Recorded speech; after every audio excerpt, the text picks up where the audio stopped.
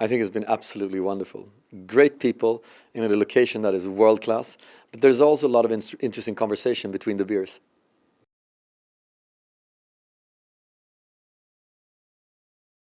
I think that sort of on an entertainment level, The Mentalist was absolutely mind-boggling. How the hell does he do it?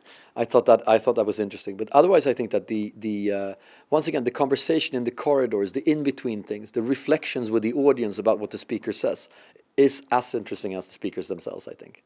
So everybody's a star here.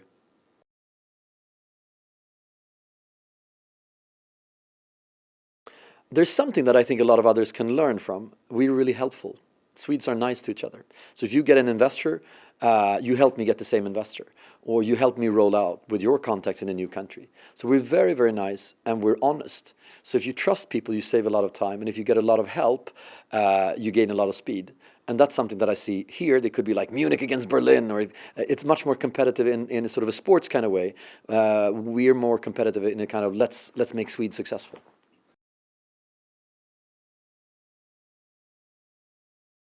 I think it's very, very difficult to tell whether it's like music. You don't know if Lady Fnaga or Lady Gaga is going to win. They sing kind of the same way, but that fire in the belly, the sort of the commitment to go the extra mile, I think that's a very important thing from a founder's perspective.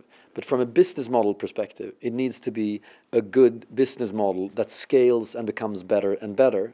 And a lot of companies don't pass that test. They have a good business model and a sleepy entrepreneur, or they have a crazy passionate entrepreneur with a weak business model. I would stay away from both those scenarios. You're going to see a lot of money being poured into companies that is the Uber for X and in a small market. And I think stay away from companies that don't have an international potential or that can be a very clear acquisition target. So I think a lot of people will put money into companies that sound like cool companies but that aren't really cool companies, and then it will blow up and a lot of people will lose a lot of money. So that's one startup trend. Another startup trend, I think that technology will move inside the body. The internet of the body will be extremely fascinating. And if you combine that with virtual reality, you have sort of the inwards journey and then you have the make-believe journey. Those are two completely new dimensions that I'm fascinated about.